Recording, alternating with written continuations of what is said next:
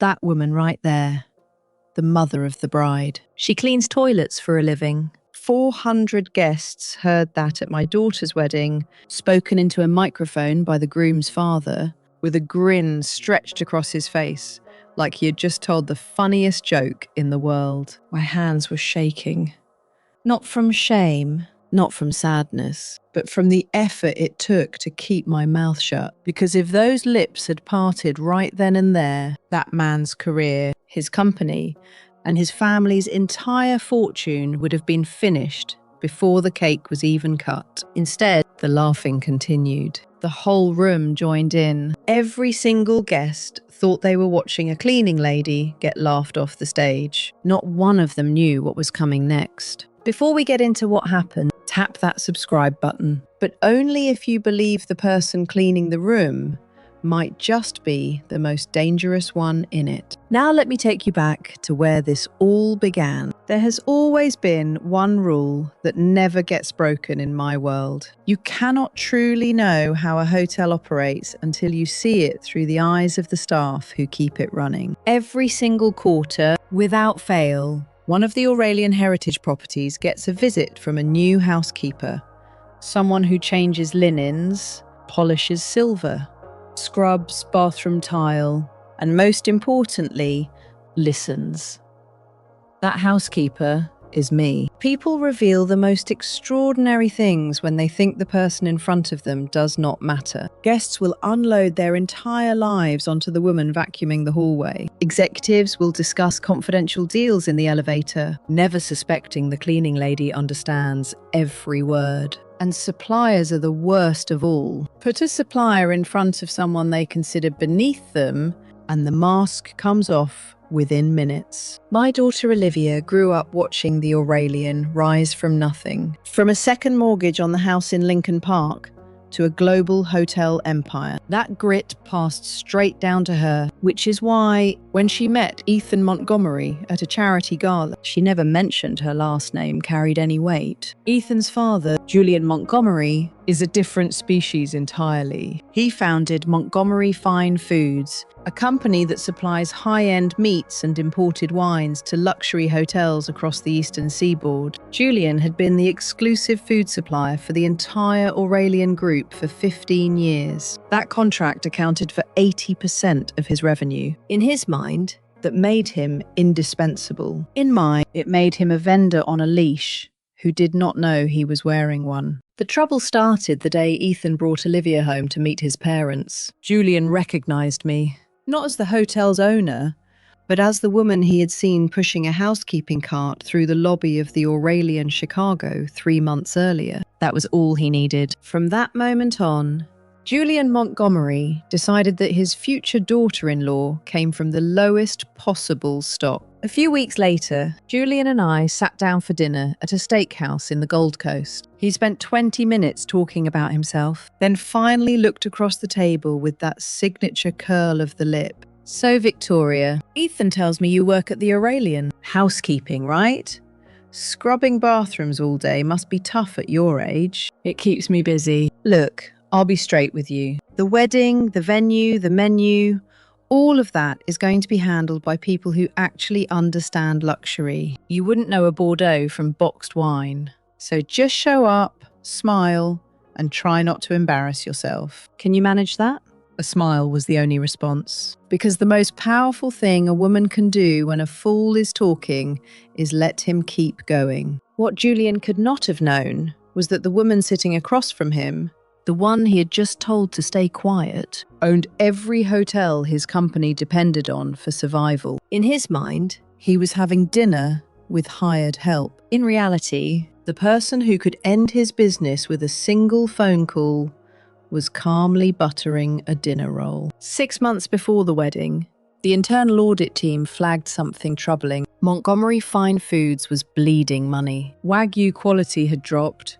Delivery fees had spiked by 30%, and 3 hotel chefs had independently filed complaints about substandard meat. Something was rotting inside Julian's company, and it was not the beef. The exclusive supply contract with the Aurelian Group was worth $200 million over 5 years, and renewal was coming up fast. Without it, Montgomery Fine Foods would be bankrupt within 18 months. Everyone involved knew it, except Julian himself.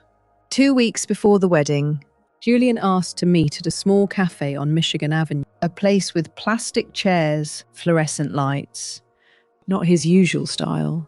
Whatever he wanted to say, he did not want it overheard. The moment the chair was pulled back, a thick envelope slid across the table. "What is this, Julian?" That smile, the one that always looked generous on the surface but had something rotten underneath, spread across his face. $5,000, Victoria. A little gift. I know what housekeepers make, and it's not much. What do you want in return? His voice dropped low. My family is giving your daughter the Montgomery name. That's worth more than anything you could ever earn scrubbing floors. So the least you can do is show some gratitude. You're inside that hotel every day. The executives talk around you because they think you're furniture. I need to know where the contract renewal stands. Who's pushing for it? Who's against it? What numbers they're throwing around?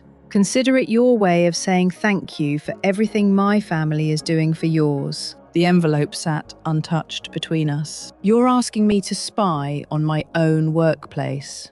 I'm asking you to be smart. 5,000 now, and another 5 when the deal closes. That's more than you make in 2 months. The envelope slid back across the table. Keep your money, Julian. You're going to need it more than I will. A laugh erupted. Loud, sharp, the kind meant to make you feel small. Is that a threat? From a cleaning lady?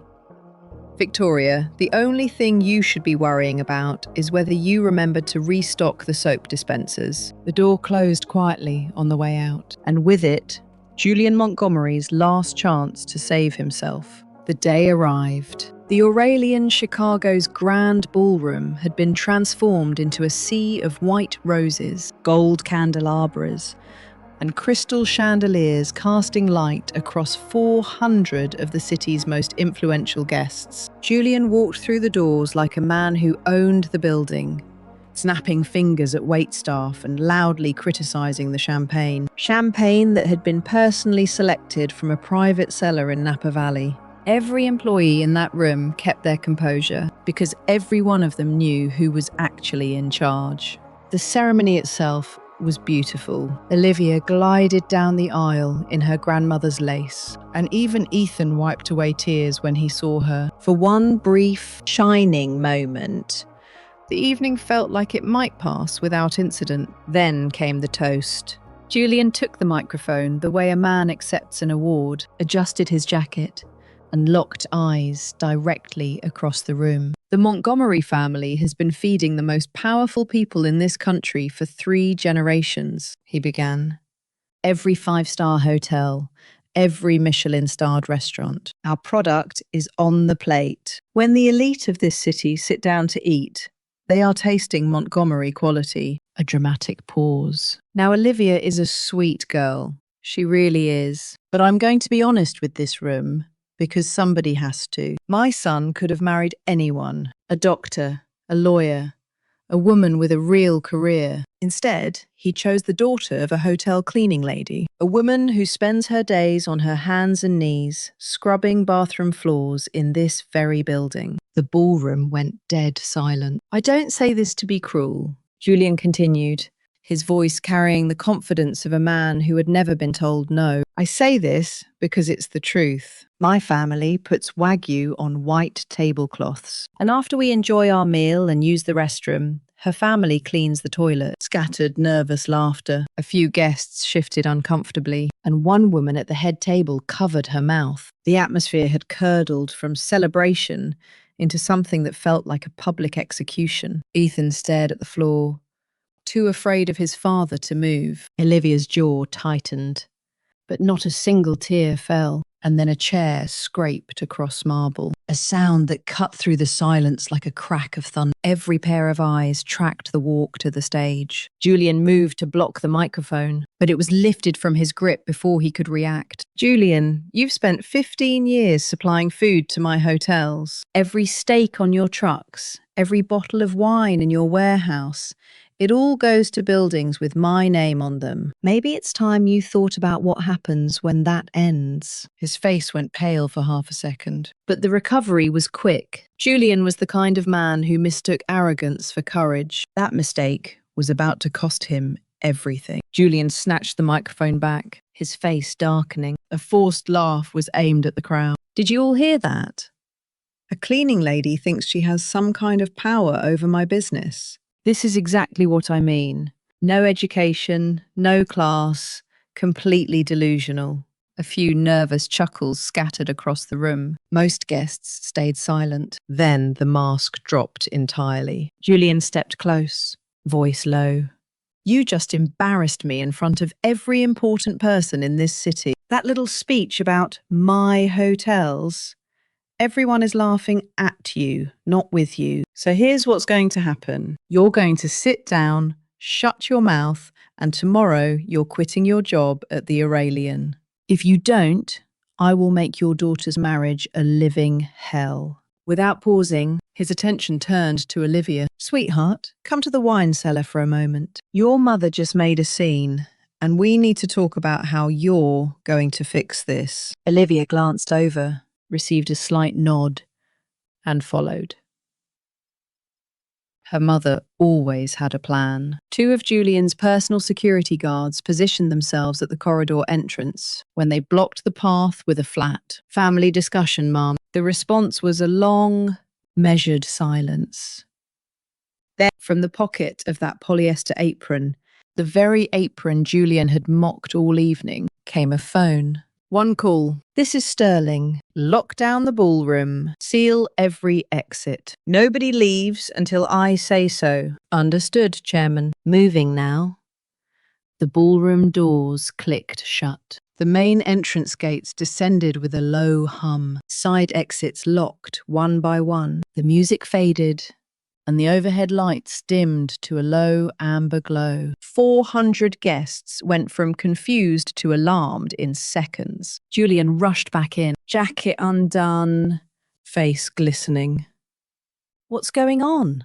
Why can't anyone get out?" The center of the dance floor was already occupied. The white apron came untied and dropped to the marble. Underneath, a midnight black silk dress. Around the neck, the Aurelian Heritage Medallion, a solid gold emblem that only one person in the entire organization is authorized to wear. Marcus Webb, the hotel's general manager, came through the staff entrance at a near run. He did not approach Julia, did not address the guests, did not even glance at security. He went straight to the woman in the black dress and bowed his head. "Chairman Sterling, the building is secure. Mr. Montgomery's security personnel have been removed. Your daughter has been located in the wine cellar. She is safe. Awaiting your orders." 400 of Chicago's wealthiest people stood in stunned silence. Every set of eyes locked onto the woman Julian had spent the entire evening calling a cleaning lady. Julian's face lost all color. His mouth opened and closed twice before any sound came out. "Chairman Sterling, you own this hotel." "Every hotel, Julian. The Aurelian, Chicago, New York, Miami, London, Tokyo, all of them. And the contract that keeps your company alive? $200 million. My signature is the only one that matters on that document. One step forward, one step back. You spent the entire evening humiliating a woman you thought was powerless. How does it feel to find out she's the one person in the world you cannot afford to offend? A single gesture toward the tech booth was all it took. The giant screens behind the stage, the same ones that had been cycling through engagement photos, flickered, went dark, and came back to life showing something very different. The left screen displayed a live camera feed from the wine cellar. Julian's two security guards gripping Olivia by both arms. Julian leaning over her, jabbing a finger inches from her face. The audio came through the ballroom speakers with perfect clarity. The cellar had been fitted with hidden microphones 3 weeks earlier. "You're going to call your mother and tell her to cooperate." Julian's voice echoed through the room. "If she doesn't, I'll make sure Ethan files for divorce before the honeymoon is over. Try me." 400 people watched Julian Montgomery threaten a bride on her wedding day. Live footage with audio playing on a screen the size of a wall. The right screen showed financial documents, invoices, wire transfers, internal emails, the product of months of silent forensic accounting work. What you're looking at is 3 years of fraud committed by Montgomery Fine Foods against the Aurelian Heritage Hotel Group. $12 million in fake invoices for deliveries that never happened. Meat billed as premium Wagyu that arrived as commercial grade cuts. And a plan, documented in Julian's own emails, to use this marriage to pressure my board into a 10-year exclusive deal at inflated prices. Every word was given time to land. Julian's expression collapsed. The confident, commanding facade crumbling in real time as 400 witnesses watched. Victoria, he managed, his voice cracking. I had no idea. I didn't know you were. That's exactly the problem, Julian. You decided I was nothing the moment you saw me in a cleaning uniform. You never looked any further. And because of that, you said things tonight and did things to my daughter that you can never take back. A pause that stretched across the entire room. In my hotels, the person who cleans the room has just as much value as the person sleeping in it. But you will never understand that. And that is why you just lost everything. A single document emerged from the clutch. The exclusive supply contract renewal. $200 million. The only thing between Montgomery Fine Foods and total collapse. Every person in the room watched it rise into the air. This is the contract you wanted so badly, Julian. The one you tried to buy from me with $5,000 in a paper envelope. The one you threatened my daughter's marriage over. The one you were willing to ruin a young woman's wedding day to get your hands on. Across the room, Olivia appeared at the wine cellar corridor entrance. Mascara streaked, veil crooked, but standing tall, shoulders back, chin up. Those eyes, the ones that have always been her mother's eyes, locked on and delivered a single firm nod. The contract was held in both hands, ripped in half, ripped again. The pieces drifted to the floor like confetti at a funeral. Montgomery Fine Foods is permanently banned from every Aurelian heritage property worldwide, effective immediately. Every invoice your company has submitted in the last 3 years will be turned over to federal investigators. My attorneys will see you in court Monday morning. A lean forward, a voice just above a whisper, but one that carried to every corner of the room. Security, remove Mr. Montgomery from the building. He is no longer welcome here. Julian lunged forward, grabbing at the nearest table. You can't do this. I'll sue. His voice rose higher as the security team closed in. Desperate appeals flew toward Ethan, who stood frozen.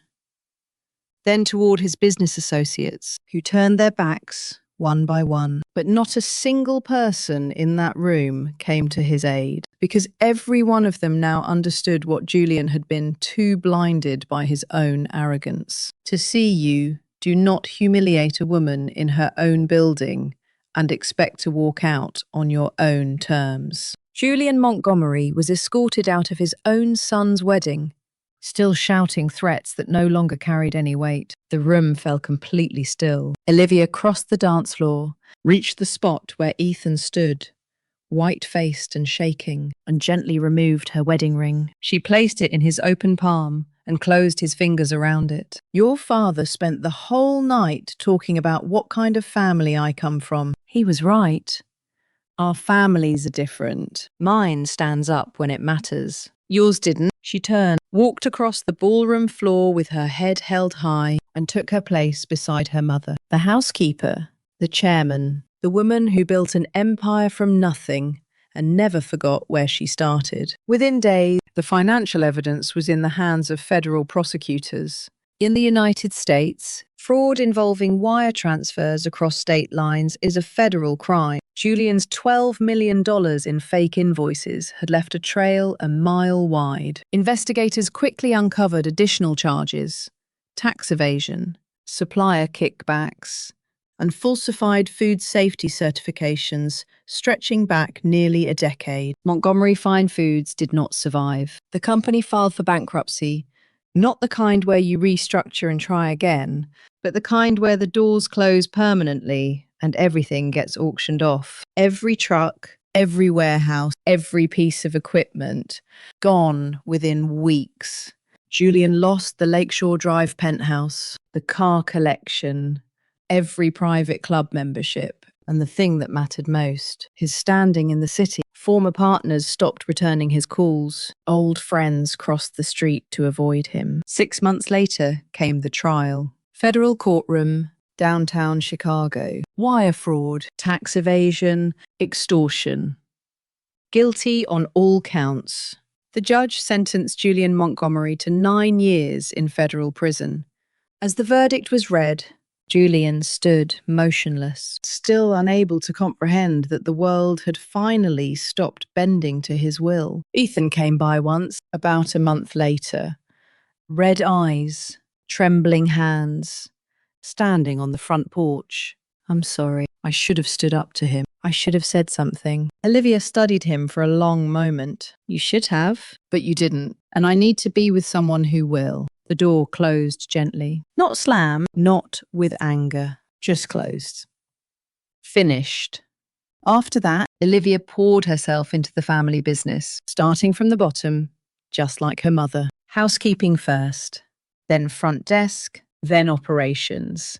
Within 2 years, the title of Vice President of Guest Experience was hers. Every bit of it earned. As for the woman who started it all, the quarterly undercover visits never stopped. Sometimes in the kitchen peeling potatoes, sometimes at the front desk checking in guests who have no idea they are handing their credit card to a billionaire, sometimes folding sheets until both shoulders ache, and the name tag never comes off. Victoria. Housekeeping, because it is a reminder of something that has been true since the very first day.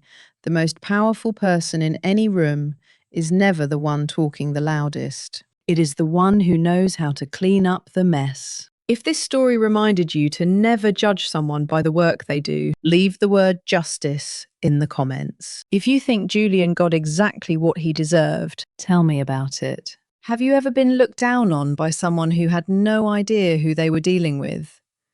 Drop your story below, because the front porch is where every voice matters. Hit that subscribe button and ring the notification bell if you want to see what happens when the next person underestimates the wrong woman. My name is Victoria Sterling. The suite is always watching, and the housekeeper always has the last word.